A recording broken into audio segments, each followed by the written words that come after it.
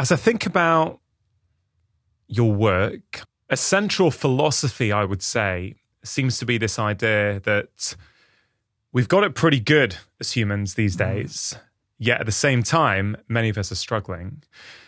From your perspective, what's going on? Well, this is something that I have thought of my entire life. We have never had it so good as we have today. We've never been so rich. We've never lived so long. We've never been so healthy. But still, so many seem to be struggling with their mental health. And in Sweden, 1 in 8 adults are on antidepressant medication. And I have realized as a psychiatrist that if you really want to understand this, you have to start from the brain, because that's where your emotions are created. And I think the most important thing I never learned in med school was that the brain did not evolve for intelligence. It did not evolve for creativity. It did not evolve to make us happy, but it evolved to help us survive and reproduce. The primary goal of the brain is not to make a symphony. It's to take you to tomorrow alive. And half of all humans have died before they became teenagers during almost our entire history. And they did not die from cancer or cardiovascular disease, which is what kills us today, but they died from bleedings, infections, murder, dehydration, accidents.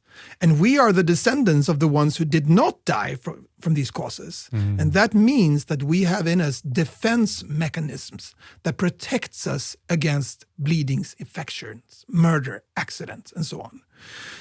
And one of those defense mechanisms is that we see the world as more dangerous than it actually is. And to see the world as more dangerous than it is, that is anxiety. So from this perspective, you realize that it's not strange that there are people who have anxiety. What is strange is that there are people who don't have anxiety, and maybe they should be diagnosed. And I tell my patients that anxiety doesn't show that you're damaged goods. You're not broken. You have a brain that is trying to protect your life. And strong pair of arms can lift heavy things. Strong legs can run fast. But a strong brain is not a brain that goes through periods of stress unaffected. It's a brain that wants you to survive at all costs, even if it means seeing the world as dangerous, and by definition then feeling bad. So I think we have to be aware that we never evolved for happiness.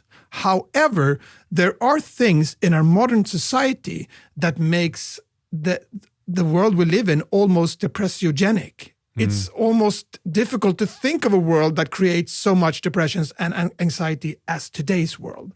And that's exactly why we need to learn more about the brain and look under the hood and see how we really function in order to sort of work around the Achilles heels that are in our brains.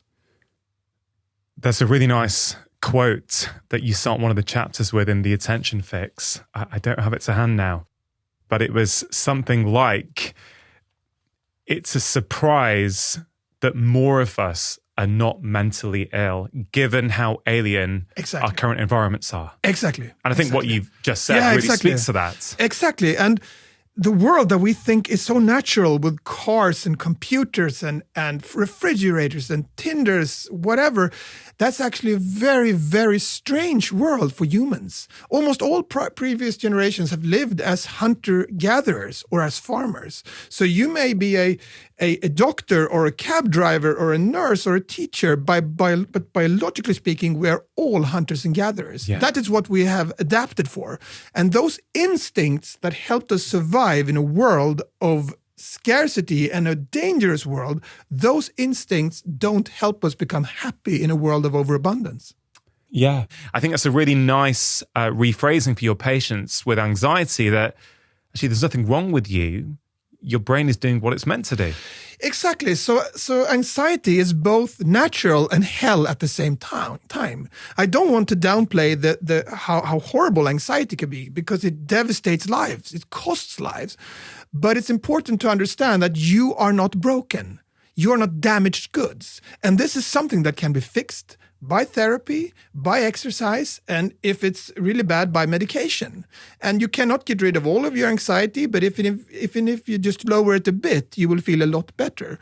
So, but I think the perspective on looking at it as an evolutionary defense mechanism that helps you to survive, that makes you less afraid of the anxiety itself, because there's something which is basically fear of fear. You're afraid of your anxiety, and you're afraid that you will get anxious in the future, and that might be cause as much harm as the anxiety in itself, so to speak. You see, patients with panic attacks, they start avoiding things to avoid those possible attacks. And I told the patient once that a panic attack is often a sign that your brain is functioning normally. Because if we assume that we are living on the savannah, which 99.9% of all humans did, and there's a rustle in the wind, then you could think that, okay, that's probably nothing. And then you don't do anything. Or you could think, that's a lion, and then you run away as fast as you can. So if it's just the wind and you run away, what do you lose then? Well, you lose 200 calories. That's what your body uses when you run away. If it's a lion, what you lose then? Well, then you lose 200,000 calories. That's what the lion will get when he eats you. You lose your life. So from a pure calorie perspective, we should not be surprised that the brain is calibrated in a way that it accepts 1,000 false alarms to not miss the one time your life depended on it. So, and this really gives an understanding that most panic attacks are false alarms that shows that you are functioning normally. And when I say that to patients, I've had many of them who say, okay, so it's okay to have a panic attack. And when he realized that, in this case it was a he, those attacks came less often. I mean, it's really powerful, Anders. It's really powerful, that sort of reframe. Exactly. Because so many patients think they're broken. They think there's something wrong. Why is my brain doing this? Yeah. My partner's brain doesn't do this. There's something wrong with me. Yeah. And so I think you just been able to validate their experience and say, wait a minute, your brain's doing what it's supposed to do. And you are not damaged. Yeah. But you suffer, and we can fix that. And that's fine, but you should not look at yourself as someone who is broken. That's very important. How you contextualize an experience of anxiety or depression is very, very important of how you will experience it. And also, if you learn the biology of the brain, you realize that feelings are short-term. They will pass, because the goal of feelings is not that we should have a rich inner life. It's that it's to push us against behaviors that helped us survive in our past. And if feelings were not short-term, that we need to change behaviors all the time. So a feeling is there, in your view, to help us change our behavior. Exactly. That's what they're there for. That's the only reason. That's the only reason. So in every moment of our lives, the brain takes information from the body and from the surroundings, and it creates a summary of all that. And that summary is a feeling, and it's supposed to tilt you to behave in certain ways. If your energy levels is low, well, that feeling might be hunger, to take care of your nutritional need. If you're bored, then that feeling tells you to do something. You have to be active in order to survive. If your feeling is lonely, it's telling you to take care of your social needs.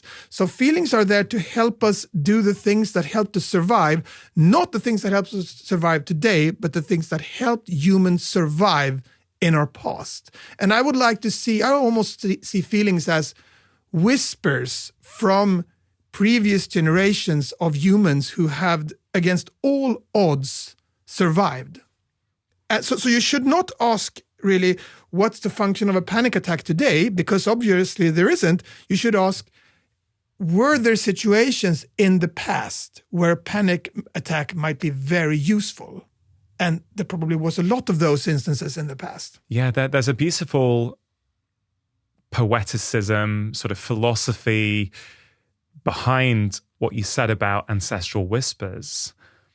But there's also kind of a change to our physiology. We're seeing lots of research, aren't we, about transgenerational trauma being passed on. Right. Yeah. We see in certain families, we see this in, Northern Ireland, Iraq, all kinds of countries where there's been significant trauma in the recent history. Yeah. We see that the kids or the grandkids, even though they didn't experience it, they didn't directly experience the trauma, they have imprints of that trauma within them. Their stress response is set differently. So that idea of whispers from the past, I think it works poetically and physiologically. It does. And you could see this as a smoke detector principle. If you have a smoke detector in your kitchen, it's okay if that smoke detector sometimes alarms when you toast bread, when you burn bread, because it has to alarm when there is a fire. So you accept false alarms. And that's the way you should see anxiety. Most of it is false alarms. If you grow up in a world where there's a lot of danger, where no one is really taking care of you, if you have traumas, severe traumas in your families, then the brain thinks that I'm going to live in a very, very dangerous world. And the sensitivity of the smoke detector rises even more. Not because you are broken, but because your brain is trying to help you to survive. Well, let's dig deep into that analogy because I like it. I think we've all had that experience of the smoke alarm going off and us getting frustrated, annoyed, irritated. Just if we were to extend that analogy, so the smoke alarm going off is our anxiety, right? So we can either look at the smoke alarm and go, that's irritating, how annoying, I wish I never put it here. So ignore it, see it as a negative, or we could reframe it and go, okay, this is great. Look, slightly frustrating, but it's a good job that it's working. I'll be a bit more careful with, checking the toast, maybe putting the setting down on my toaster, whatever it might be. You're looking at it as a positive thing. Thank God it's working so that if ever in the middle of the night it goes off, I know it's going to save our lives. Is that almost how you want your patients to approach anxiety? And go, thank God it's working. It's a good thing. Yeah, I think so. And when I hear patients saying things like, okay, so now I get it. The panic attack is just a false alarm that shows I'm functioning normally. I think of a scene in a movie called Wizard of Oz from the late 30s, I think. And in this scene, the protagonist, Dorothy, is afraid of a really powerful wizard. And in the end of this movie, the curtain where the wizard is behind is withdrawn by Dorothy's dogs. And she sees that it's just a phony. It's just a phony who's pulling levers and pushing buttons. And the same thing goes for anxiety. When you realize what it is, you see that it's just when you realize what kind of buttons and levers that are being pulled in your brain, it becomes less frightening.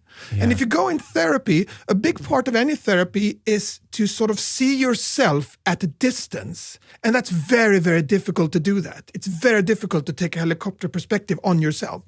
But you could use the brain for doing that. You could say, it's just my brain who wants me to be afraid and so on. So I think this perspective can be therapeutic. But having said all of this, we must remember that anxiety is incredibly powerful. Yeah. If we could just think, trick anxiety away by think positive things or be happy or choose happiness or anything, then, anxiety would not exist at all. It is extremely powerful because it's going to motivate us to take care of danger. So these are very, very, very, very powerful things, and they will not just get easily tricked. So if you suffer from this, you should definitely seek help. There's no point at all in suffering in vain. So I think first step is you're trying to explain to us and your patients that, look, this is a normal phenomena, okay? Doesn't mean it's easy to deal with. Yes, it can be frustrating. Yes, it can have a massively negative impact on your life currently, but it's your brain doing what it's supposed to do, right? So patients are obviously going to feel better when they hear that, oh, I'm not broken. Okay, there's nothing actually properly wrong with me. Now, the next step is, well, what can I do about it? Now, you said one of the goals of therapy is to try and get that helicopter view. And in the happiness cure, you've got a nice little section on anxiety. There's a nice little box out, 2 brain tricks to combat anxiety. You talk about breathing and writing things down. I wonder if you could explain how they might help here. Right. Well, first of all, there's a part of your nervous system called the autonomic nervous system, and that is something that you can't control. And that it takes care of the organs in your body, how they work, and so on. And there's 2 parts of this autonomic system. One is called the sympathetic system, and then the parasympathetic system. And these 2 work at the same time. And the parasympathetic system is digestion of food. being calm, at ease. The sympathetic system is stress. That's fight or flight.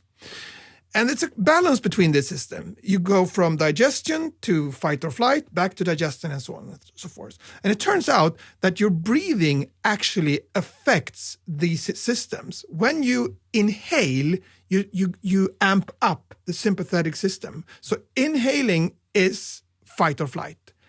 Exhaling is digestion, calm.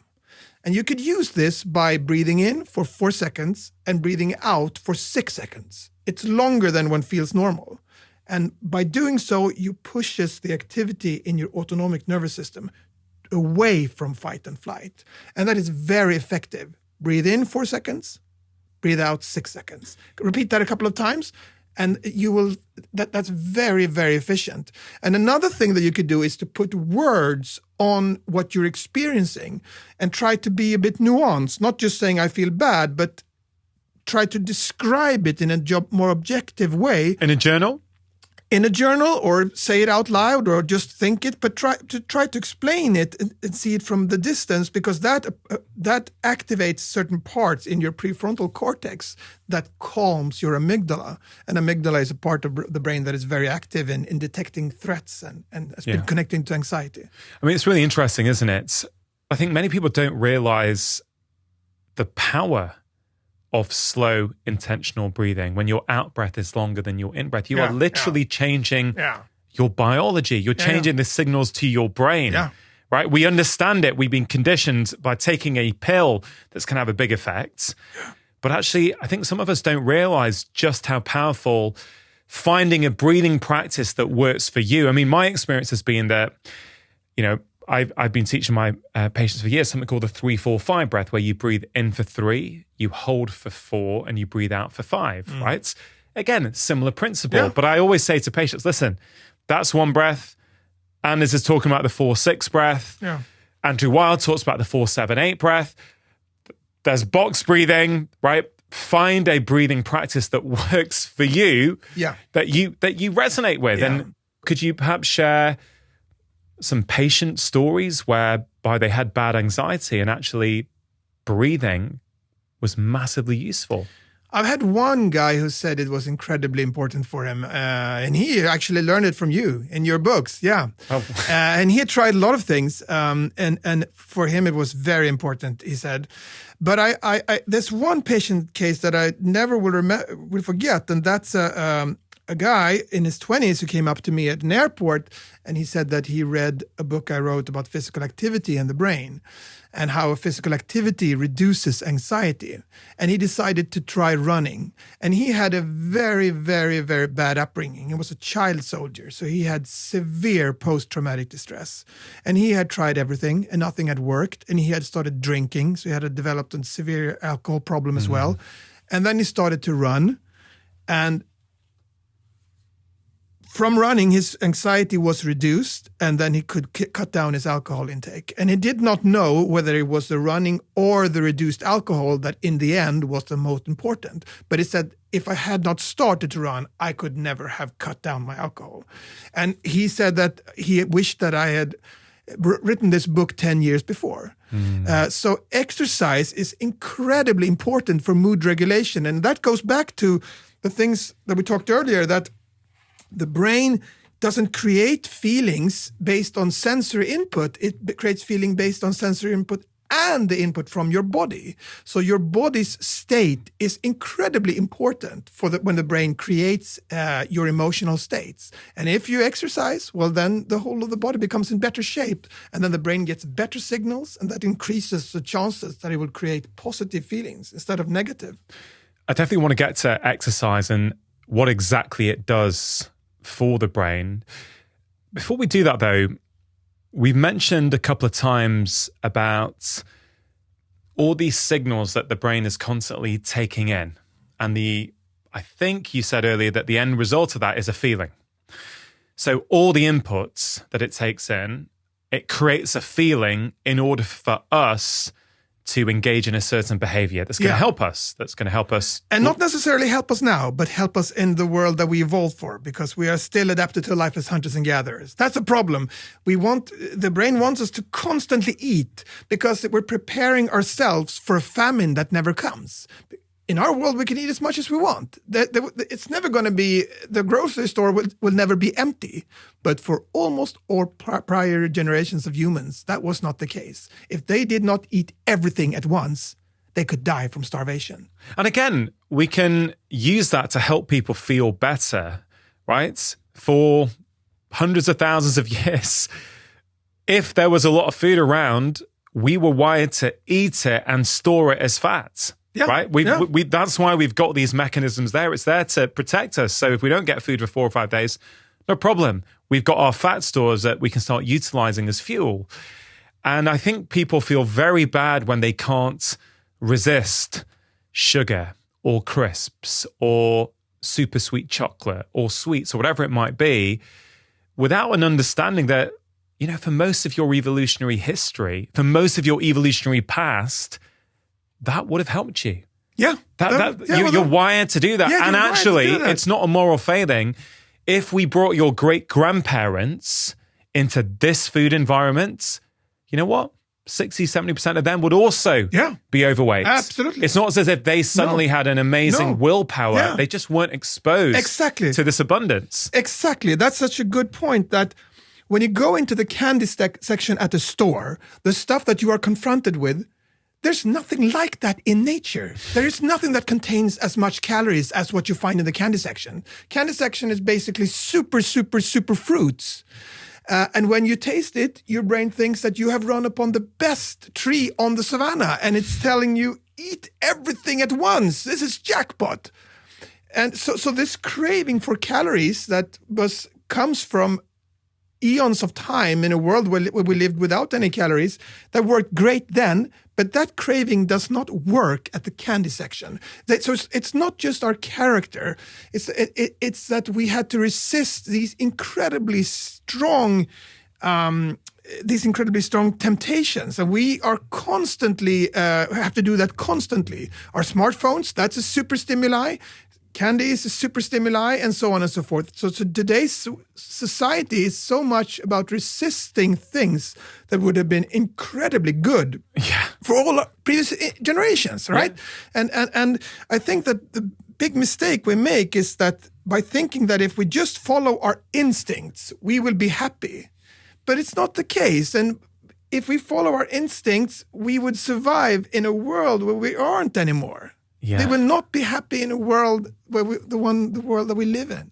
I mean, that argument extends to pretty much every single chronic disease we have today. Yeah. Like pretty much all of them, you can make this evolutionary argument. You can make the case that there is a mismatch between our evolutionary biology, our genes, and the environment in which we're living. And that disharmony that comes from that mismatch is at the root of mental health problems, autoimmune problems, allergies, right? I had a lady called Teresa McPhail in here a few weeks ago, and she's written a great book all about allergies and why allergies are on the rise. And she shared with me that 30 to 40% of the adult population around the world are currently allergic to something.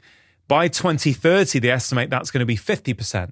So if you take a step back and go, wait a minute, we're basically saying that within a few years, half of humanity are unable on one level to live in harmony with the environment around it. It's pretty profound, and I think it all comes back to this evolutionary mismatch. Yeah, and I just a couple of weeks ago, I was in Kenya, and I lived with a group of hunters and gatherers for a couple of days. And I had read everything about this, and I have written about it, but I had never seen it in real life. So this was just extraordinary to be there. This was the Maasai in Kenya. And the Maasai, there are a couple of 100,000 of them, but there was a small group of Maasai who lived completely outside society, no electricity, no running water. They constantly moved, did not stay in the same place more than 6 months. Then they moved their herd around and so on. And they were just fantastic people. They all looked like models of health. I mean, they looked fantastic and they seemed to be feeling great, all of them. And I said to one of them, I said to one of them, how many of you have sleeping problems? And he said, well, we did not sleep last night because there was a lion here that tried to grab grab the cows. And I was like, okay, but if there's a lion in my house, no one would That's sleep. reasonable, right? That's reasonable. That's reasonable. But apart from that, and he did not even get the question. He was like, well, if there are no predators around, why shouldn't you sleep? And then I asked him, how many of your children have allergies? None. And then I said, in my country, where I come from, 1 in 8 adults are being prescribed medication because they are sad. And then he said, well, you have everything. And I said, yeah, that's probably why. So I'm not trying to romanticize that life because that life is hell in many ways. The child mortality is very, very high. And the women are not treated in any way that is, I mean, that's totally unacceptable by any of our standards. So I'm not saying that we should go back to life on the savannah. That's not possible. But there are definitely some important lessons that we could learn from that. And not just from our mental health. Cardiovascular disease is basically non-existent in these groups. Diabetes type 2, one hasn't even been able to put a number on it because one can't find any cases. And remember, they don't have any healthcare facilities. They don't have anyone who takes care of their blood sugar. They don't have any medicine against hypertension. They don't have any therapists. They don't have any, and so on. They don't have any antidepressant medication. And they seem very healthy anyway. I wonder what they would think of the idea of therapy. I think they would find it bizarre that you would need a professional to go to for that because they would get it from their community. They lived very closely to one another and they lived also across generations. So that's fascinating. It is. Did you observe what they ate while you were there? Yeah, they did not. A lot of it was based on milk and meat, actually. That's what I've read. You know, I've never had the privilege of spending time with them, but we read that's what they eat, like meat and milk. And I don't know whether that is good for them or not. And you should definitely not romanticize this too much. But it's so vital. But when I went there, I thought, you know, they might be happy and so on, but they don't know any better. I had that thought in the back of my mind. I felt bad for them in some way. And when I left, I thought, I wonder who, I mean, it's not they don't have the problems, it's we who have the problems. I really felt that sincerely. Yeah. So once again, we should not go back to that, but there are definitely some important lessons to be learned from it. It's really powerful what you just said, because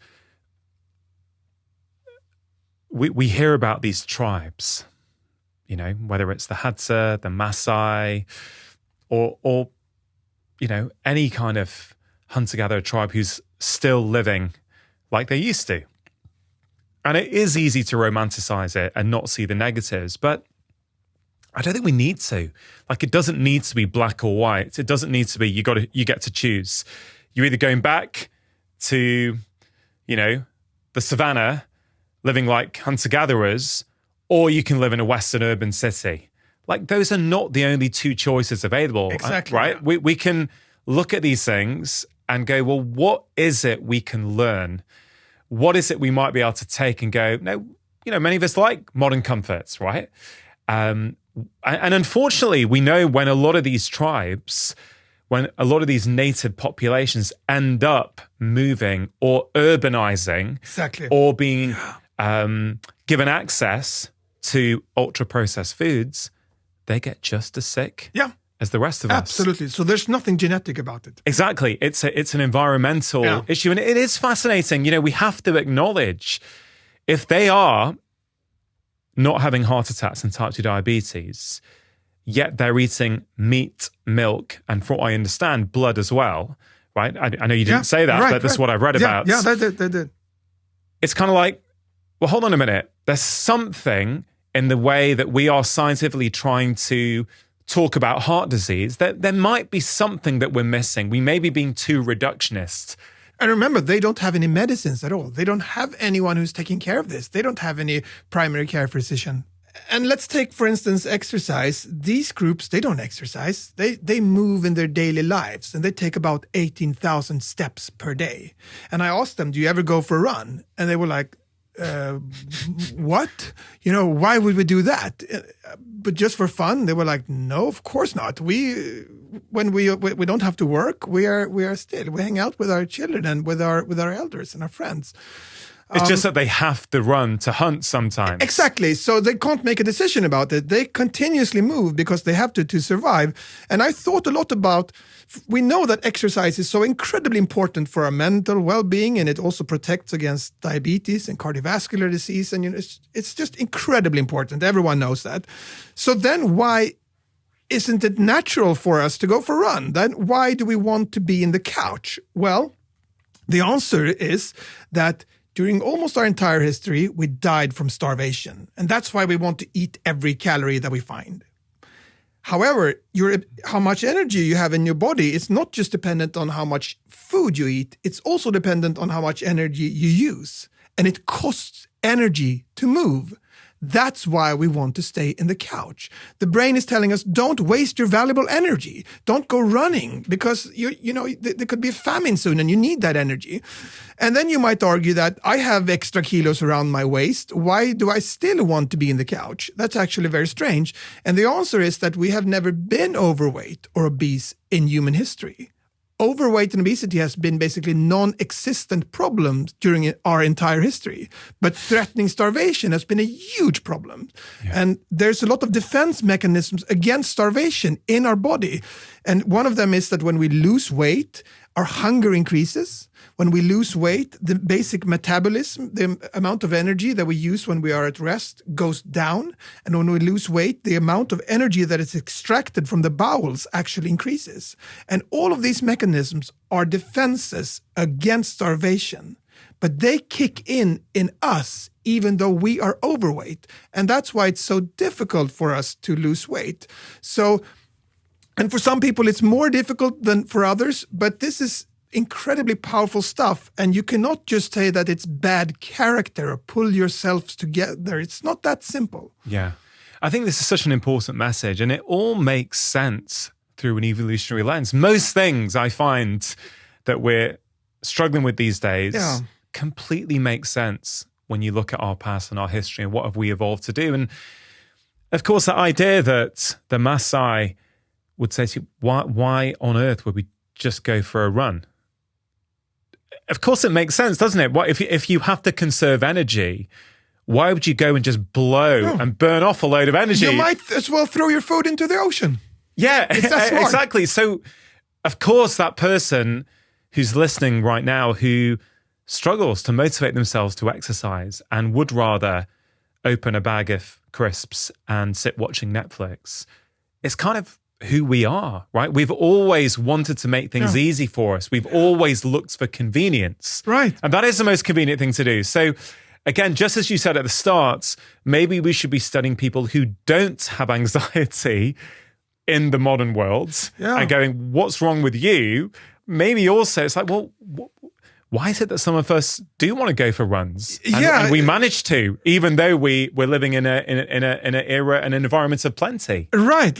But when I'm lying in the couch, and God knows I do that often, and I'm trying to make up excuses to go for a run, I think that my brain is doing the exactly right thing right now. It's trying to protect me against starvation because it wants to keep me still. And sometimes I think that I'm not going to let any brain or any evolution decide what I'm doing. And then I go for a run. And it doesn't work all the time, but sometimes it actually works. So it is difficult. We are lazy by nature. And how could we get over that? What I think so many of our behaviors are determined by habits. So we should try to make it a habit of exercising.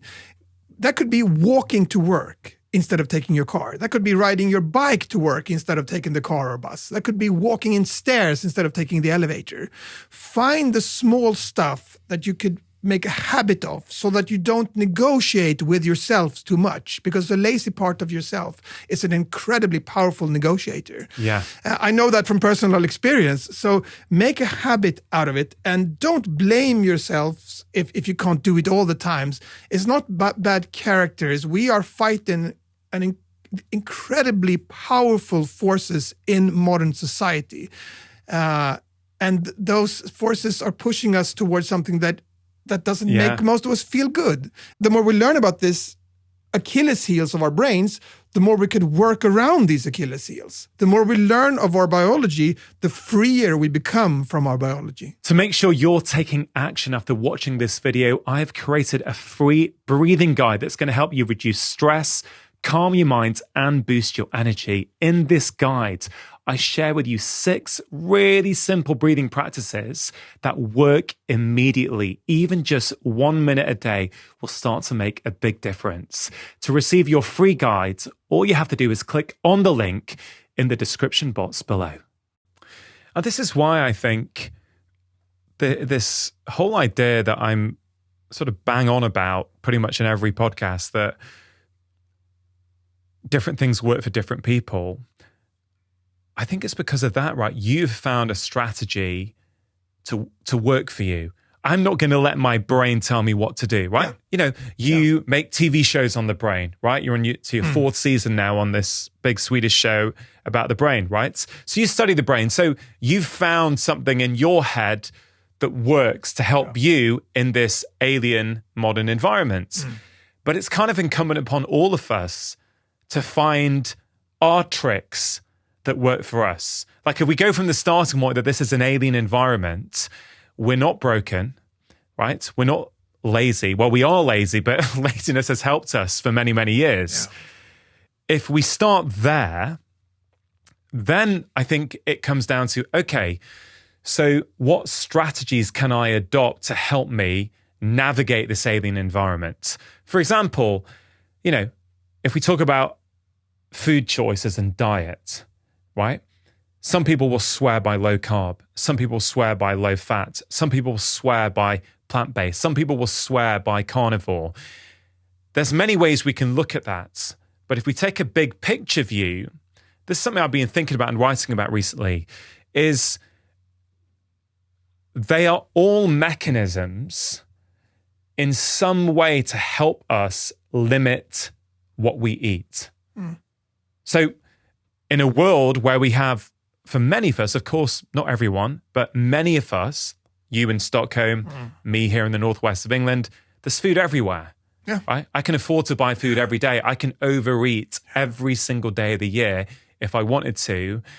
I need to find some rules that work for me that stop me from doing that. So in my experience, don't use that willpower at home.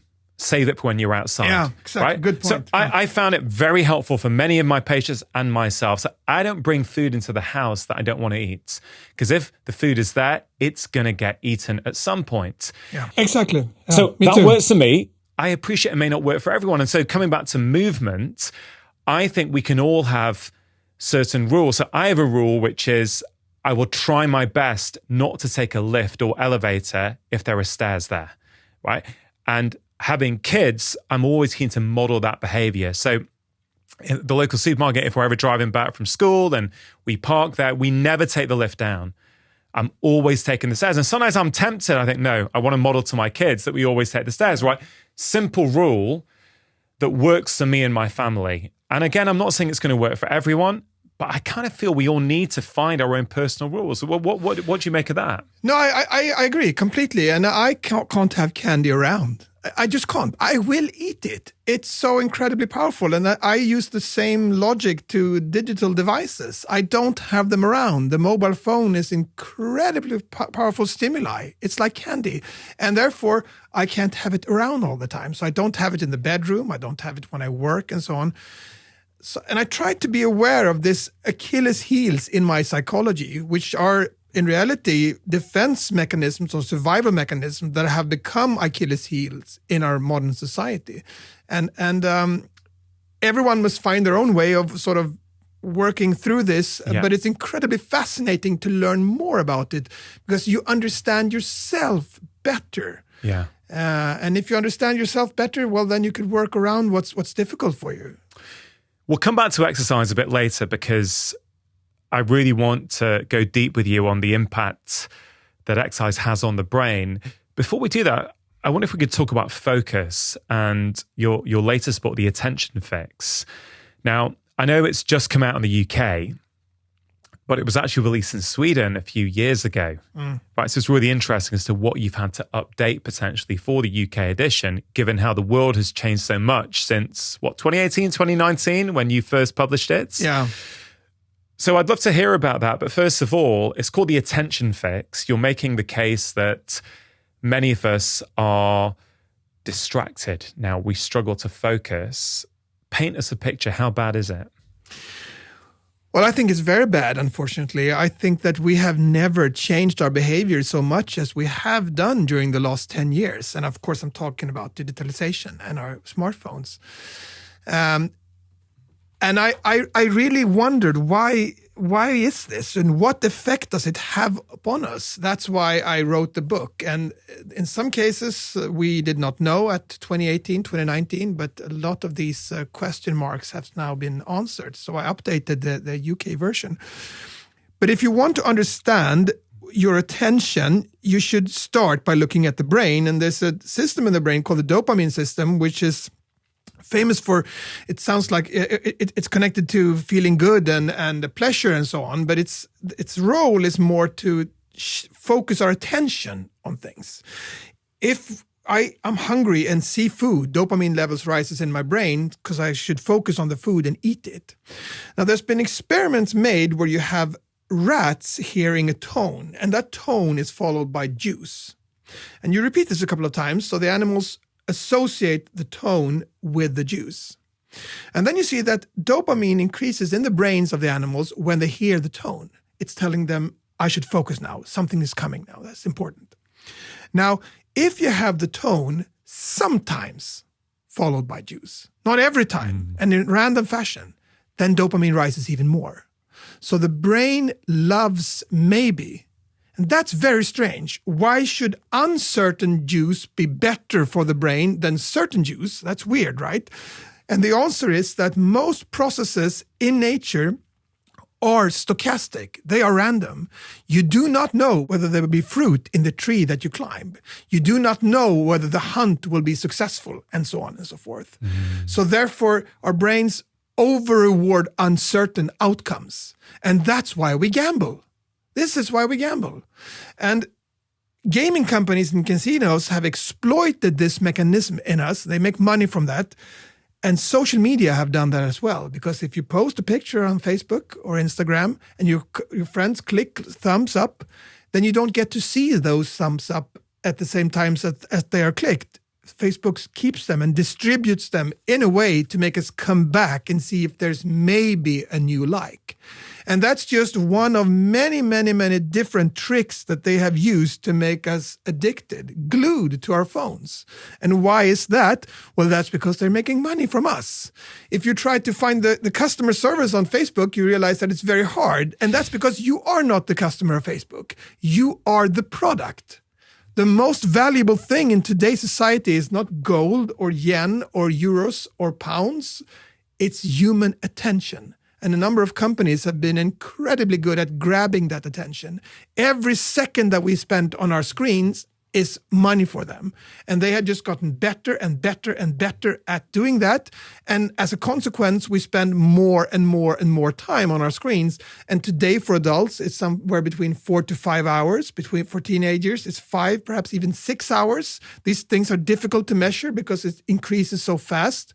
And what's the consequence of that? Well, that is that when we spend so much time on this, we don't sleep as much. We don't move as much, we don't exercise as much, and we don't meet as much in real life. And all of these things, exercise, sleep, and meeting in real life, are protecting us against depressions. So in modern life, we become more susceptible to depressions and anxiety because protective factors are being eroded by modern technology. It's not what we do online that is most important. It's what we don't do when we are online so long time. I think many of us intuitively know that we feel better when we have not spent hours looking at our phones or scrolling Instagram or whatever it might be. And I appreciate everyone has a different relationship with things like Instagram. Some people use it to follow inspirational accounts or catch up with family. I understand all that. But as a society, it is very clear that these things are having, for all their potential benefits, there are also some very, very worrying negatives. And you outline a lot of that research in your book, which really gets people to stand up and take notice. Your byline on the front cover is how to focus in a world that wants to distract you. It reminds me a little bit of something Johan Hari said to me when he came on to talk about his book, Stolen Focus. He said, your focus has been stolen from you intentionally, right? And he talked about him escaping, I think, to somewhere called Princetown for a few months, and he had no mobile phone with internet connection. He had no laptop that could get on the internet. And he said, incredibly, his focus and attention came back, which I hope gives us hope that actually, although many of us do feel distracted, that potentially by making some changes, we can get our focus back. But I think most people intuitively know that phone use or excessive phone use is a problem. Yet, despite us talking about it, despite them hearing about it, a lot of people just aren't able to change what they do. Because it's so difficult. It's as being in the candy section, having candy in front of you all the time. That's what it is. There was a biologist called Nico Tinbergen, and he got the Nobel Prize, and he did experiments with seagulls. And seagulls have on their beak a red dot. And the young seagulls pick on their parents' red dot when they want food, and then the parent gives them food, basically. What he did was he put a pencil with a red dot inside the nest. And it was a bigger red dot, brighter red dot. And then the young birds picked on the pen, even though they were hungry and even though their parents were there. And so, and of course, the pen did not deliver any food. And he called this pen a super stimuli, something that is so strong that it overrides the stimuli that nature has developed. And candy is a super stimuli. It's contains more calories than anything in nature. And therefore, when we eat it, our brains explode and think, eat everything. This is survival. This is protection against the famine. And we know that we should not have candy all around. And the same logic can be applied to smartphones. They are super stimuli. There is nothing that is so rewarding in nature as TikTok, for instance. Every time you turn TikTok on, you have a $10 billion artificial intelligence directed towards you to figure out what should I show Rangham so that he doesn't turn off, because every second of his time on this platform is money for us. And so I think personally that we have been very naive in implementing these incredibly powerful technologies, especially directed to children and teenagers without any regulation. And we feel bad and guilty because we constantly return to our phones. I do that as well. And I've just realized that it's not so just about characters. These are very powerful stimuli. Yeah. And the only way to fix that is to create distance to them. Yeah. Don't have them around all the time. They are great tools for some things, but don't have them around all the time because they will be too attractive. When you were with the Maasai a few weeks ago, did they have smartphones? No. One of them had an old phone, like the ones we used in the 90s, and that was used for connection with another tribe. That was one in the village, but they didn't. I wonder how things might change when a smartphone is introduced to them, because I imagine they wouldn't also be able to resist photos of themselves and their family and absolutely. But I do wonder what will happen, because it's inevitable at some point. You would think that a smartphone will make its way into the tribe. And then what happens? I thought about that. What a bad idea it would be to handle out the smartphones. Or did you have yours with you? No, I didn't. I didn't. I left mine when we were filming that. Why? Because I just wanted to have this experience without being distracted. But I had a producer who was there to take photos, and we were filming. So there's footage because this is part of a TV program. But I did not have my smartphone with me. You were about to say presence, I think. You wanted to be present for that experience. Yeah. And for me, that is the heart of why this modern epidemic of distraction is so harmful. Because anything good in life comes from presence. Everything good in life comes from presence. Deep focus at work, me and you interacting now with no phones here, just me and you sitting across the table, me chatting to my wife about something important, me chatting to my children, right? Me hanging out with my buddies and having a laugh, right? All those things require attention and presence if you're going to get the true value of them. All of those experiences get diminished when we can't focus, when we cannot maintain our attention. So I guess what I'm trying to get to, Anders, is how do we change things, right? What do we do if we look at the addiction with smartphones? If I look at what's happening with children now, you can have quite a negative view about the future of humanity. You think, well, actually, where does this go in 5 years, in 10 years? Yeah. Where do we end up in 20 years? There's a book called Reclaiming Conversation, which is brilliant. Yeah, I read it. Yeah. I love it. Yeah. And this whole idea, I think she published it back in 2015 now, Sherry Turkle, that we're losing the art of conversation. This is one of the things that makes us human. And kids now, apparently, according to Sherry and her research, are preferring to communicate. I should say many kids, not all kids, many kids and teenagers prefer to communicate electronically because it's more predictable. Right? I've never forgot that since I read it, where you can edit a text message, you can check it over a few times, get it perfect before you send it. But in real life now, me and you, we have to risk saying something wrong, getting our words jumbled, right? Maybe trying to tell a story and forgetting it halfway through. That's the risk that we are running by having this real-time conversation. But it's also something that, I don't know, it's part of humanity. It's part of who we are, right? We're not wired for these perfectly edited communications, are we? Absolutely. That's a good point. And I think loneliness is something for us that's boring, but historically, loneliness was death. To be excluded from the group, then you were gone. To be part of a group was as important as having food. That's why we have so strong instincts to create bonds to other people. So we read one another. We're very good at that, and we try to create bonds, social bonds, and we want to belong to a group at all costs. Now, those social needs, they were created during millions and millions and millions of years where we met physically. And now all of a sudden we meet like this. And we can replace some of that with a screen, but we can't replace all of it. It's not just what your face expression on the screen. It's so many more signals that we are constantly registering.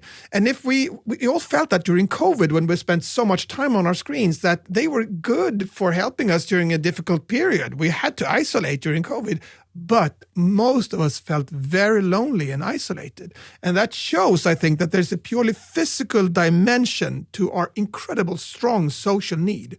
And when that need is being eroded by these incredibly powerful super stimuli, we spend 6 hours on this, the brain thinks that we're lonely. And if we're lonely, well, then we will die. That's the mortal danger. And then we feel crappy, of course. What's your approach to deal with smartphone addiction and a lack of focus? I mean, how do you, as a busy professional... I'm incredibly cautious about my focus. Focus is something that is very, very vulnerable. If you've lectured, you probably noticed that you could have a couple of 100 individuals listening to, and then one comes late, and everyone is looking at the person who's coming late.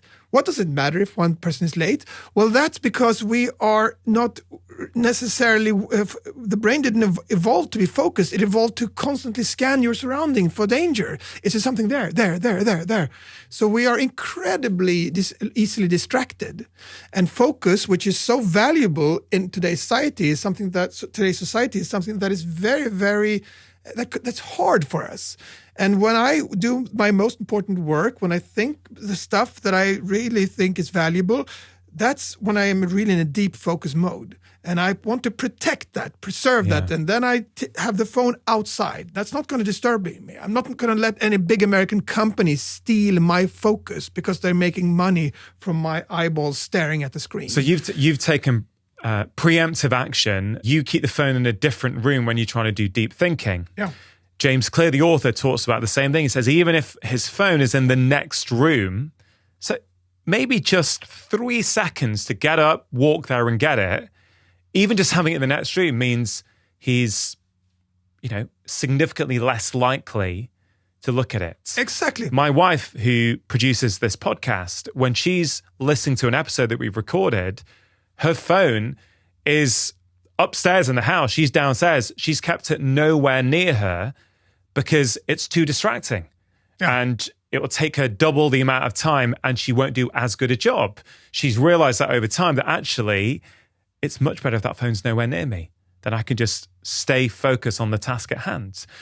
So I guess what you're talking about and tying in some themes from early on in our conversation, we have to intentionally create some rules for ourselves, because if we don't, we'll end up eating too much. We'll end up spending too much time on the sofa. We'll end up allowing Instagram, Facebook, and Twitter to distract us and untrain our focus. Exactly. And there's actually been experiments made where you have students doing tests for focus and for memory, and half of them bring their phone into the testing room. The other half leave their phone outside. And the ones that bring the phones with them don't pick it up. They just have it in the pocket. And it turns out that the ones who have left the phone outside perform better. Even if you don't pick it up. So it's just by being in the same room, it distracts you. And the reason is probably that it's providing you with so much stimulation that you must constantly think, I'm not going to pick up my phone. I'm not going to pick up my phone. I'm not going to. And then you get distracted. And that doesn't matter if you're doing something very ordinary. But if you have to be focused at your work or in school, you're studying for exam, leave the phone outside. There's also been experiments made where you have two people talking to a stranger. They sit in front of one another and there's a table in between. Yeah. And they talk for 10 minutes about the subject. And on half of these tables, there is a notebook, paper and pen. And on the other half of the tables, there's a phone. And they don't pick up the phone. But it turns out that the pairs who have a phone on their table, they find the discussion less interesting. They even find the person they're talking to less reliable. And that's probably because they have to think, I'm not going to pick up my phone. I'm not going to pick up my phone. I'm not going to pick up my phone. So it steals some of your mental bandwidth just by being around. Yeah. And that's why we have to create distance to it. And we feel guilty for this. We feel, I have a bad character because I can't help myself picking up all the time. But we shouldn't, because these are incredibly powerful stimuli. And someone is making money from that. Yeah. You also write in The Attention Fix about low-tech parents, and you reference, I think, Steve Jobs, and how, we've heard this before, but I think it's worth reiterating that a lot of the creators of these products did not allow their children on them. Exactly. And there was a journalist that came home to Steve Jobs, and he thought that there would be iPads everywhere and, all the screens in every room, and there weren't. He was very restrictive on how much his kids could use iPads. And remember, Steve Jobs is one of the persons who had the biggest insights on how technology affects us ever. And he himself was cautious about using it too much. That says something. The CEO of Apple, Tim Cook, has said that if you are looking at a screen more than you are looking at someone's eyes, you're doing something wrong. So the CEO of the company that makes the most money from screens says, don't use our products too much. That says something on how incredibly addictive these things are. To make sure you're taking action after watching this video, I've created a free guide to help you build healthy habits. We can all make short-term change, but can those changes become a fundamental part of our life? Often they don't. And that's why in this free guide, I share with you the 6 crucial steps you need to take. They're really, really effective. If you want to get hold of that free guide right now, all you have to do is click the link in the description box below. And how naive we have been in implementing them so widely. And again, especially toward children. There came out data from the Center for the Disease Control in the US recently, and it showed that 30% of all teenage girls have seriously considered suicide. I mean, that's just incredibly sad to read. And that's up by 60% during the last decade. 30%. 1 in 3 have seriously considered suicide. And as I said, it has increased by 60% during the last decade. And during that decade, we have become richer. The economy has grown. We have an economic crisis now, but still we are richer now than we were 10 years ago. And you could ask the most hardcore capitalist you could find, why should we have economic progress? And he will tell you that, well, it's because so that we could have it better. And then if you naively ask, then why should we have it better? Then he will say, so that we could feel better, of course. But we obviously don't do that. And then that's the core message. We follow these instincts, and they were so good at helping us survive in a world where half of all humans died before they became teenagers. But these instincts do not make us happy in a world of overabundance. You know, and there's those statistics around females, teenage females. Yeah. In America, 30%. Yeah. I've not heard that. That is... That was reported in The Guardian today. And even the American Surgeon General has actually warned about social media. He's saying that we can't say it's safe. So there's more and more evidence showing that it seems to be dangerous to use to use social media too much. And as I said before, I think the main impact of digital life on our well-being is not what we do online, but what we don't do when we are online. We don't sleep as much, we don't exercise as much, and we don't meet. But there is a big caveat to this, and that is overusage of social media seems to be dangerous for teenagers. For girls in the age 12 to 13, boys 14 to 15. And that's probably because this is the time around puberty. Why is it dangerous? Well, I think that part of your life, you really desperately want to belong to a group. And we have compared ourselves to a small group during all of human history. Mm-hmm. You know, there were 50, 100 people who you met during your entire life. That was your tribe or your band. And you compared yourselves to perhaps 20 or 30 of them who were around your age. And now you compare yourself to the entire planet. And there's always someone who is smarter and better looking and more successful and richer than you are, and you feel that you are worthless. Yeah. I'm not good enough. And you get this signal from your screens 5 or 6 hours every day. And you have your friends' photos, and for every photo on Instagram, there was 100 photos that was discarded that you don't see. And if that wasn't enough, you have a whole army of Instagrammers and influencers who get paid to show their perfect life. Yeah. And what that signal sends to you is that I'm not good enough. The thing is, you feel lonely, and then you feel like you're being pushed out of the group. And that is registered in the brain as something that is extremely dangerous. And that's why you feel so bad about it. You know, the problem is, Anders, the way I see it, is that we can know this with our rational brains. We know we're comparing, the highlight reel of someone else's life to the mundane reality of our day-to-day life. We know that. We hear it. You've said it. I've said it. I spoke to Will Storr a few months ago about status and how we're wired as humans to crave status. And you write a little bit about that in the Attention Fix as well. But I still don't think knowing it makes a jot of difference, because you can know it, but your subconscious, when you're scrolling, is still picking up this idea that their life is better. Their life is better. Their life is better. One morning, this is about, I don't know, a few months ago, I broke one of my rules. I was on Instagram very early.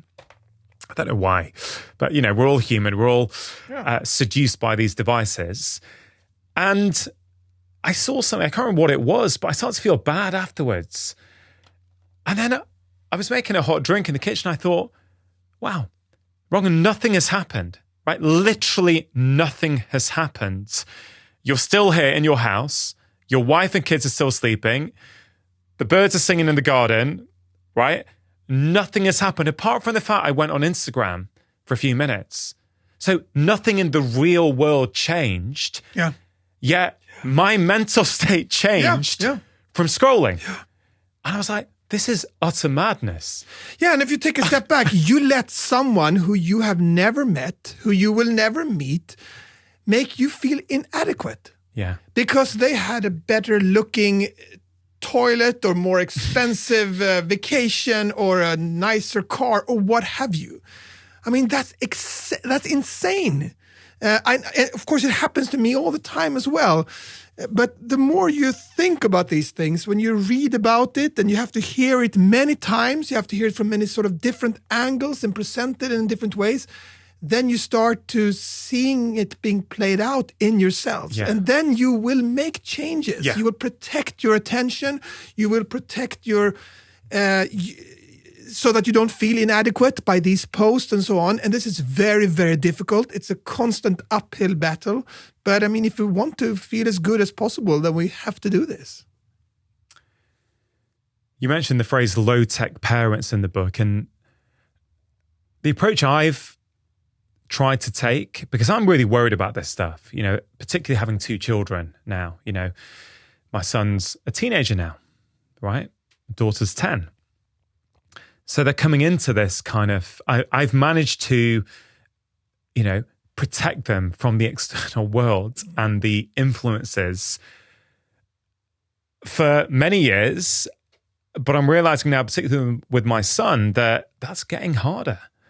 He's getting into that age group where his peers are heavily influencing him. So I did something that I thought 5 years ago I never would have done, which is I did get him a smartphone relatively recently.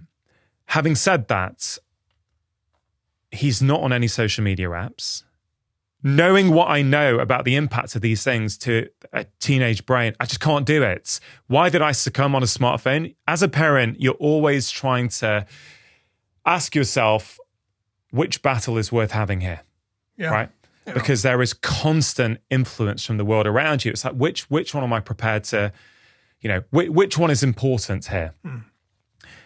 And when he went to secondary school, I thought, you know what? He's literally going to be the only kid without a phone now.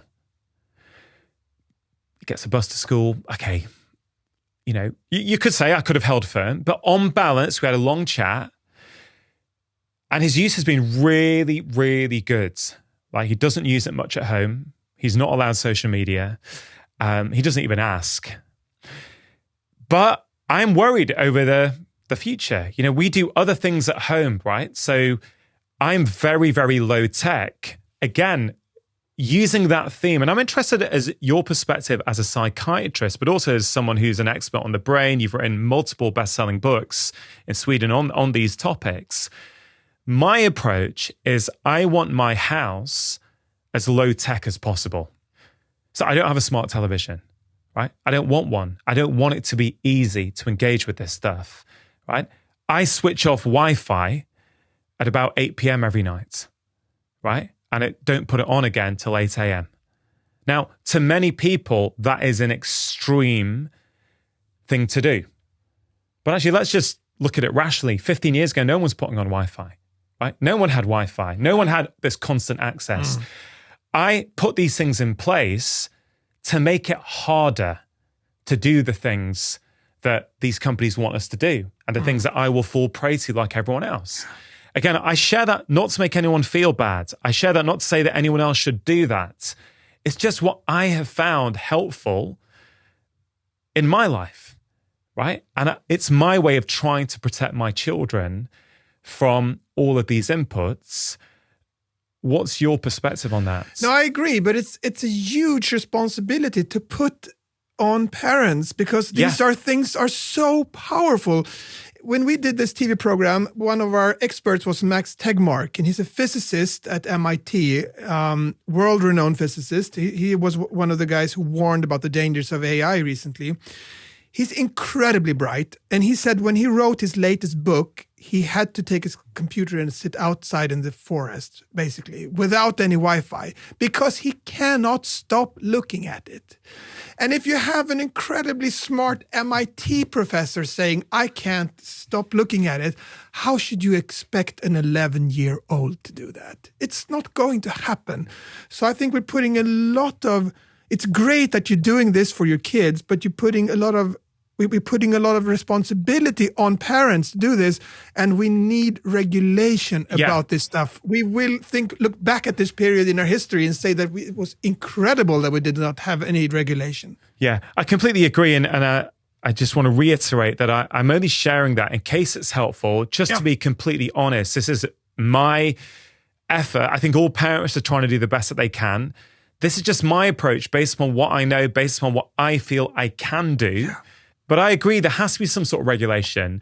You mentioned teenagers, right? And one thing that's top of mind for me at the moment is what I've seen happen in schools since COVID, which is a lot of screens and now homework being given on screens in the evening, right?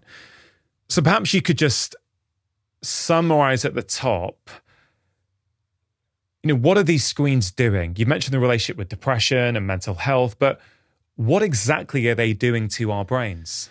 Well, no one really knows that. So it's almost prematurely to ask. But if we take reading comprehension, for instance, if you read a text in a physical book and then you read the exact same text on a PDF, then you learn more from the physical book.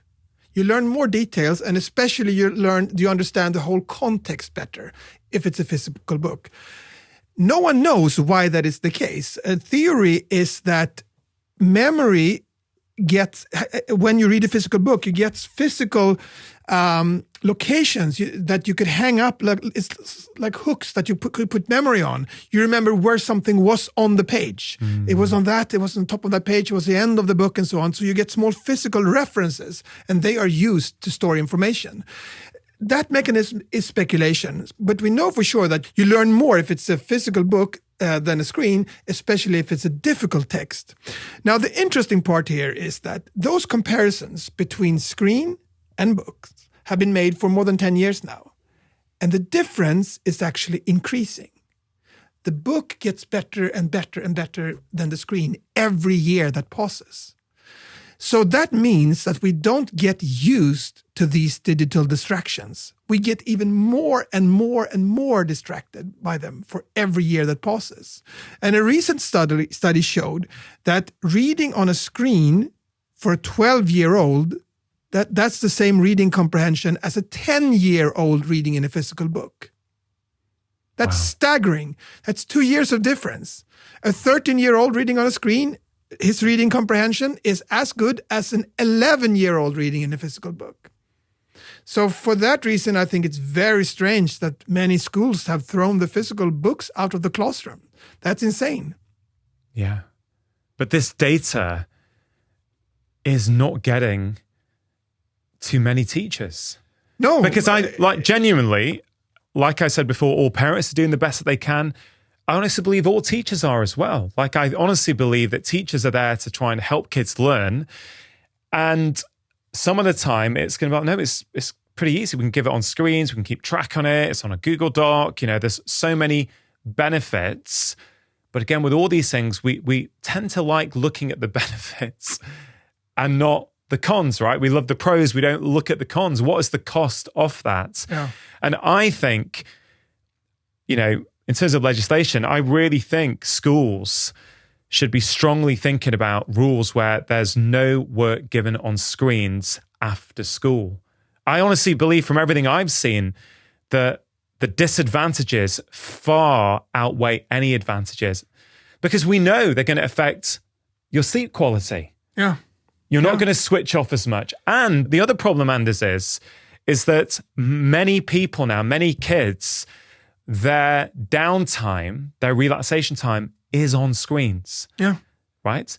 So the schools can make it very, very hard for parents if they're now giving homework on screens. Then there's battles going on at home because, the kid wants to then go on the Xbox or, chill out gaming or whatever it might be. Yeah. So the whole evening then is spent on a screen. Yeah. Right? I completely agree. You're a psychiatrist. You've been seeing patients for 2 decades now. What is the impact? You've mentioned focus, right? You mentioned our reading age and how it's better when we're not looking at screens. Yeah, but let's say for 5 years in a row, teenagers, let's say kids between 13 and 16, were given 2 hours of homework each night on a screen. Talk me through, in your head, some of the hypothetical downsides. Well, I think it's, first of all, they would not learn as much because we learn less on a screen than in a physical book. Okay, so they learn less. And then, of course, as you say, if you are on the screen, you will start clicking on Facebook and all other social media. You won't be able to resist. No, you won't be able to resist. And in Sweden, the number of teenagers seeking help for sleeping problems have increased by more than 1,000% since the year 2000, by a factor of 10. That's just staggering. And we do not know why this is the case, but I think it's fair to say that screens are at least part of the problem because 1 in 3 teenagers sleep with their phone in their bed, according to one study. Not on the table, in the bed. And just imagine having all your friends, having a casino, having the world's collected information and entertainment in your bed. You're not going to sleep from that, of course. So the first advice that I give to people who seek help for sleeping problems, especially young people, is that throw the phone out of the bedroom. Buy an old school alarm clock. Yes. And exercise, because exercise also improves sleep. It makes you fall asleep faster and gives you more deep sleep. And before those things have been tried, I think that in most cases, there can be exceptions, but in most cases, you shouldn't even consider sleeping pills. I think it was yesterday, I think it was in the Attention Fix, that you quoted a study. I think it was kids aged 9 to 12 in Sweden. And the kids who had their smartphone next to their bed versus the kids who had it out of their room slept on average 21 minutes less. Exactly. 21 minutes. That is a lot. And that's an average, right? That's an average. Yes. And that means that some children or teenagers don't have any problems if they have the phone in the bedroom. They don't sleep more or less because of it. But some do. And some sleep an hour less. And it's a shame. During the last 10 years has been a gold mine of sleep research, and we know how incredibly important sleep is for the brain and for our well-being and for memory and for creativity and so on. And the same time that all this knowledge has been collected, we are getting less and less and less sleep, unfortunately. Let's talk about exercise, because in both of your books, you talk passionately about the benefits of exercise. Your TED Talk's all about this, which is fabulous. I'd encourage everyone to watch it. It gives a really good overview of why exercise is so important for our brains. And you say in your book that exercise is a way of hacking evolution, right? So I think this is a continuous theme throughout this conversation is, what are we wired to do? What are we built to do? And you make the case that exercise is important for not only how we feel, concentration, memory, stress tolerance, right? So perhaps talk us through that. And I also like your research that you shared on the Stroop test, which I hadn't heard of before, actually. So I wonder if you could talk us through that as well. Yeah, so exercises has been shown to be incredibly important for cognition. Basically, all of our cognitive function, memory, ability to focus, creativity, even intelligence, it seems, is positively affected by exercise. And it also protects us against depressions and anxiety. And the brain actually seems to be the organ in the body that benefits the most from exercise. And one of the best studies on this was done where you scan the size of the hippocampus. And hippocampus is the memory center of the brain. It has many important functions, but one of them is memory. And hippocampus decreases in size for every year that passes. It peaks in size when you're between 25 to 30, and thereafter starts to shrink by about 1% per year. Now, this has been thought to be inevitable. You just can't change that. But then researchers in San Diego started believing that maybe this can be changed by exercise. And because they had seen that if you put a wheel into the cage of laboratory rats, the rats run the wheel or the mice run the wheel, and then their hippocampus grows. It gets bigger. So they tried that same logic for humans, and they had one group walking 3 times a week, 45 minutes every time, fast walking for 1 year. And the other group did stretching exercises 3 times a week, 45 minutes every time. And then the size of the hippocampus was measured before this year and after. And it turned out that the stretching group, their hippocampus had shrunk by an average of 1.4%. It was 1.4% smaller after a year. But the walking group, their hippocampus had grown by an average of 2%. So instead of 1 year older, it had gotten 2 years younger in terms of size. The hippocampus was bigger.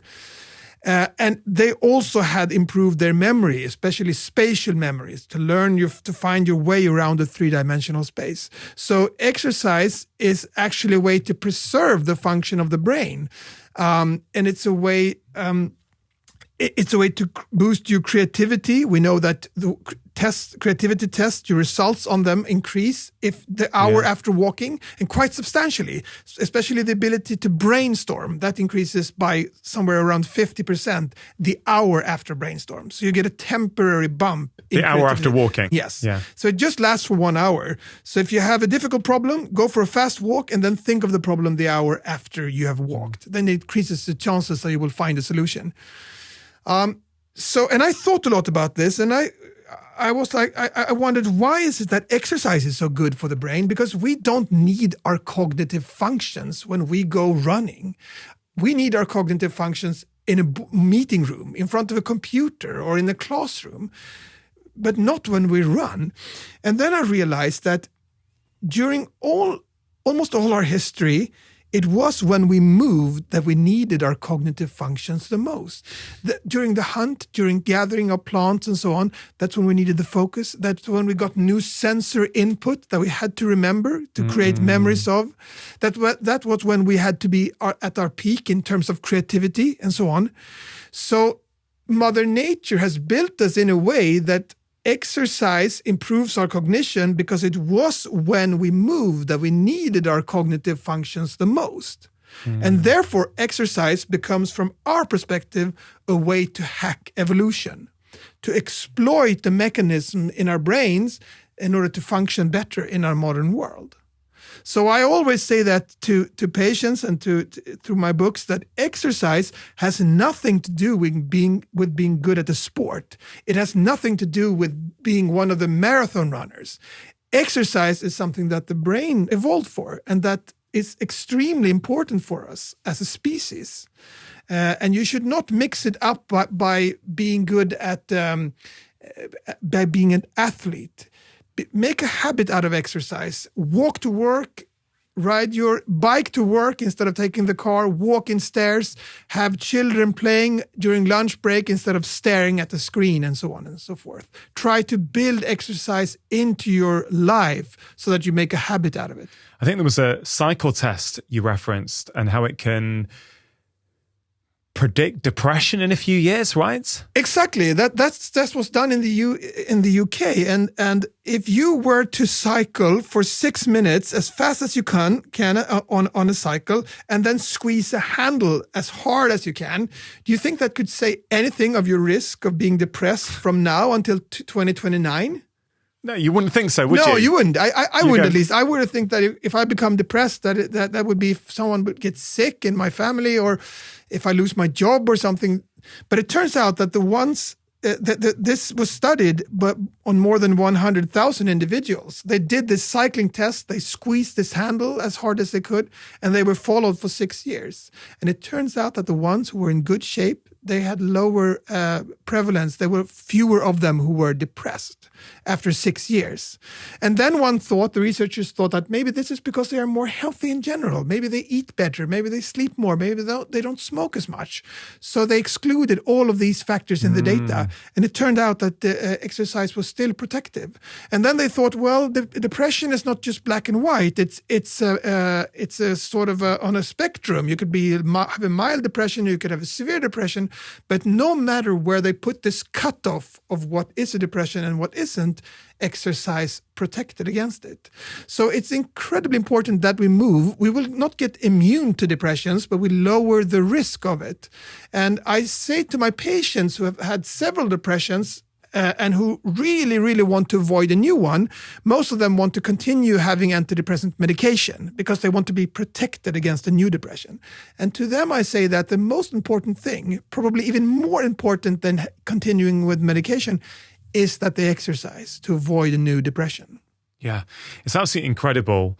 And you've outlined so much research on exercise. I'd like to think anyone reading your books is going to be convinced, if they're not already, that exercise, daily movement, whatever you want to call it, is an absolute must. It's not really an optional extra. It's who we are. And I think that's one of the things I've been thinking a lot about, Anders, over the last few months. You know, I'm 45 now, and I would say the big thing I'm changing in my life at the moment, and have been for a few months, is I'm increasing the amount of movement in my life significantly. I've just more and more, I'm convinced that, you know, I'm not promoting this, but you can get away with not eating well for a few days. You can't get away with not moving. Yeah. You just can't. No, you can't. I feel exactly the same. And it's so difficult. I have periods where I don't exercise so much because I work too much, or if I have an infection or whatever. And then I feel that something is wrong with me. I don't know what it is. And then I go for a run and I realize that was it. And it doesn't matter how many times I talk about this and write about this. This is difficult stuff. It's difficult to do. This is difficult to do because we are lazy by nature. But the good part of this is that on average, people take about maybe 5,500 steps a day now, and that's one way to look upon that, is saying that that's terrible, that's too little. Another way to see it is that it's a huge untapped resource. It's something that we could just dig into. It's a treasure chest for our cognitive abilities and for our feelings. Yeah. And the ones who are to benefit the most are the ones who don't exercise at all. Yeah. So it's when someone who don't do anything start walking to school or taking the bike to school, that's where the really big effects come in. It's not when you have the marathon club running a bit more. That doesn't make any difference in terms of brain perspective. Yeah, it's interesting. So the ones who don't do anything, you have this big untapped resource that will make you function better, but even more importantly, feel better. You also mentioned some great research in the book. There's something called the Street Test, which is about resisting impulses and how just 20 minutes of exercise, or I think it was brisk walking in adults, makes us better able to resist distraction and impulses, which is really incredible given what we're talking about. There was also a study you quoted about children. I think it was done in Swedish schools, where just 6 minutes of movement, I think before a class, improved concentration and made the kids better at avoiding distraction. Yeah. So really, it's very, we've often heard about exercise through the lens of physical health. Yeah. And of course, there are benefits there. But as you say, it all comes down to the brain, right? The brain is where it's at. Get the brain functioning properly. And actually, most other things start to come online. And the case really is that exercise is critical for the function of our brains. Yeah, the brain seems to be the organ that benefits most from exercise, which is very strange. And my favorite study is one where they have a computer game called League of Legends. And that's a huge computer game. It's played by more than 100 million players every month. And in this game, you walk around and you're trying to pick targets.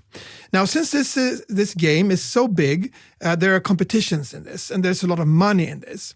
And in one study, one took a group of experienced League of Legends players. They played on average, I think it was 14 hours a week, somewhere around 14 hours a week. So they were very, very, very experienced, and they were very good at this. And they had one group of them exercising intensely for 15 minutes, and the other group was resting. And after this exercise versus resting, they played the game. And it turns out that the exercise group picked 11% more targets. They were 11% better on this game. And everyone who is good at something knows that an additional 11%, that's the difference between being good and being the best. So if you want to be a better gamer, exercise. You will function better. And this is important because, you know, so much of your cognitive functions are needed when you play these games. It really shows that you are functioning better after exercise. Given everything we've spoken about so far, given everything you've written about, are you optimistic for the future? I mean, I was lucky enough to know Hans Rosling, the statistician from Karolinska, passed away several years ago. And I asked him that question, and he said, I'm not an optimist or pessimist. I'm a possibilist. It's up to us. It's not going to go in either direction by itself. It's up to us. We can change things for the better.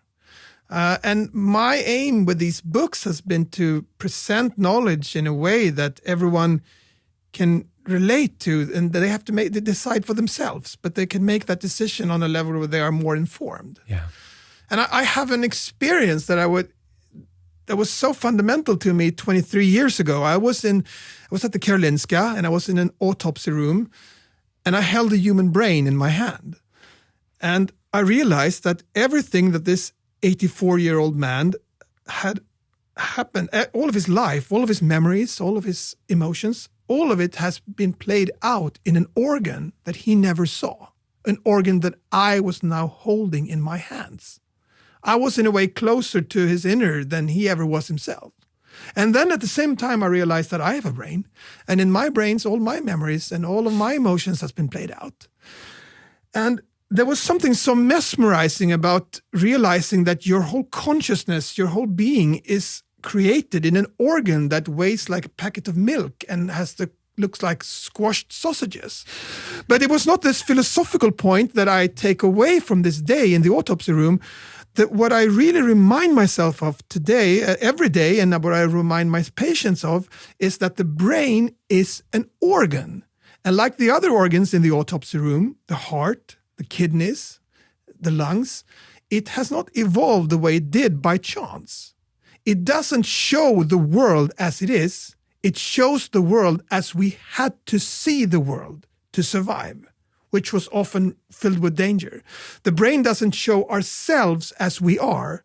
It shows ourselves as we had to see ourselves to survive. So the brain is not a passive middle step that you could skip if you want to understand yourself. If you want to understand yourself, even if you want to understand human nature, you should start with the brain. And this is an incredible time to live in, because we have for the first time been able to look inside and see what's happening in our brain when we do certain things. And that means that we are studying the machinery of the soul. For the first time in our species history, we can do that. And we see that certain things that we knew before, but some of the discoveries are actually pretty new and interesting. And one of these discoveries is how extremely important exercise is for the brain. And of course, I could have summarized my books by saying, sleep more and be cautious about your screens and exercise more, and that would be it. But then no one would have cared. It's when you really understand what this is doing to you, what this is doing to the organ that creates your experience of existence, then you will make changes. Yeah. Well, I think the books are beautifully written. You do such a good job at communicating science to people. I can see why you've been so successful with all your TV shows in Sweden and across the world. In the spirit of being a possibilist, for people listening who feel inspired and want to live happier lives, want to be less distracted and more focused, what are some of your top tips? I have just one tip, and that is learn more about the brain. When you do that, you will make changes. You will protect your sleep. The more I read about sleep research, the more vigilant I become on my sleep. The more I've learned on how fragile my attention is, the more I've started to protecting my attention. The more I've learned about how incredibly important it is to move, but at the same time, I am lazy, and that is not the default. That's a function. That's not the flaw, so to speak, in biological terms. I have made a habit out of it, and I take it more seriously than I did before. But this is very, very hard stuff. This is a constant uphill battle because, as I said in the beginning, we never evolved to be happy. We never evolved to be healthy. We evolved to survive in a world where half of us died before they became teenagers. And we are still, strange as it may sound, hunters and gatherers deep down. Anders, love your work, love what you're doing. Thanks for coming on the show. Thank you. It was my pleasure. If you enjoyed that conversation, I think you are really going to enjoy this one about the simple things you can do to improve sleep, energy, and reduce fatigue. The foundational practice that I truly believe every person should do every day is